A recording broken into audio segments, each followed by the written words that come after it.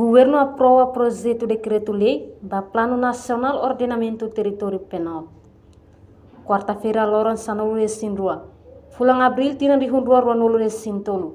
Lihusi reunião Conselho Ministro e a Palácio Governo. Nível lidera Husi Chefe Governo Taurmatan Roa.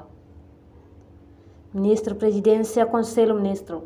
Fidelis Manolete Magalhães Dehan. Penal Timor-Leste hanesan exercício da Hulu.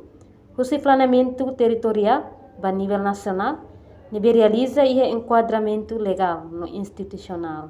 Temos a prova de decreto-lei entretanto, nível apresenta o seu ministro, o seu plano ordenamento, o seu ICPM no MPO, aprova plano nacional ordenamento do território, com TER. E é importante ter isso também, essa que marca a diferença entre a governação unida e a governação terceira, que também já tem que tinambar que lara nem terraro tem processo de desenvolvimento único, veio que se cura, se falta instrumento importante da para planeamento.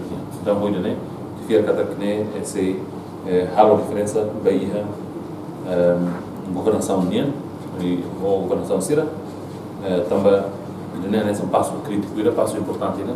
Para ter desenvolvimento do bem planeado, organizado e a tempo. Então, nema que apresenta o senhor vice-PM MPO, o Plano Nacional Ordenamento do Território. No Plano Nacional Ordenamento do Território se constitui um instrumento chave para estabelecer sustentabilidade, a base de desenvolvimento social, territorial no econômico timor-lesteniano. Reportagem Marquita da Silva, Televisão Timor Post.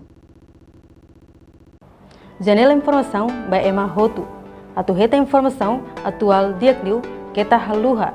Haneham botão subscribe, like, halo comentário no fahit botão ba media social Hotu.